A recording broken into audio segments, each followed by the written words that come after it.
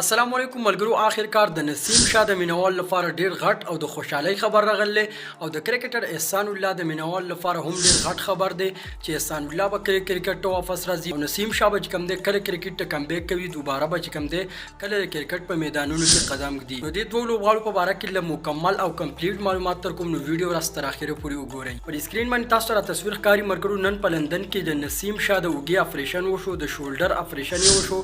اپریشن دومره مشکل اپریشن نو، تقریبا په 10 منټ کې دغه اپریشن شوی دی. څنګه تاسو پته چې نسیم شاه په ډیر مین وخت کې زخمی شو په ایشیا کپ کې، نو د ورلد کپ نه هم بهر شو. زیات د پاکستان د کرکټ مینوال خفو د زراعي دا وینا او چیف سلیکټر انضمام الحق هم ویلو چې نسیم شاه به د یو کال پورې د کرکټ نه لري وي، کرکټ په نشي کولای.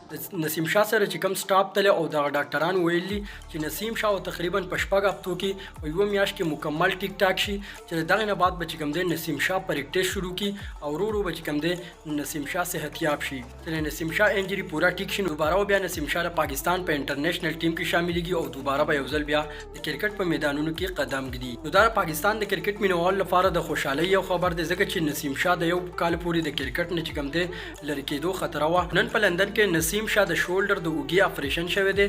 نو ډاکټرانو دا ویلي چې شپږ هفتو پورې به کوم دی نسیم شاه بالکل ټیک ټاک شي، بیا چې کوم دی د نسیم شاه ریهب جاری وي، پریکټیس به کوي.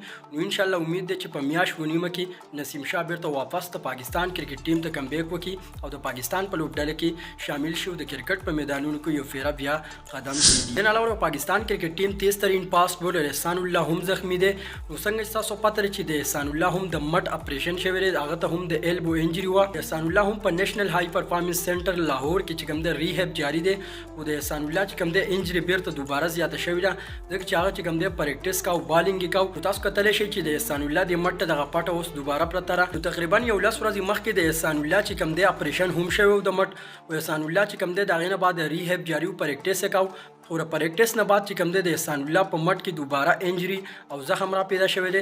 نو اوس تاسو لیدلی شئ چې د احسان الله انجری لږ سیریس ده. انشاءالله امید ده چې احسان الله به هم زر تر زره صحیح شي. څنګه تاسو پته چې د ورلد کپ په سکواډ کې نسیم شاه نشته، نو تاسو لیدلی شئ چې د پاکستان بالینګ ورسره کافي کمزوری شوی دی. نو الله دې وکړي چې نسیم شاه هم زر تر زره بیرته د پاکستان لوبډلې ته راشي او احسان الله هم د پاکستان لوبډلې ته راشي.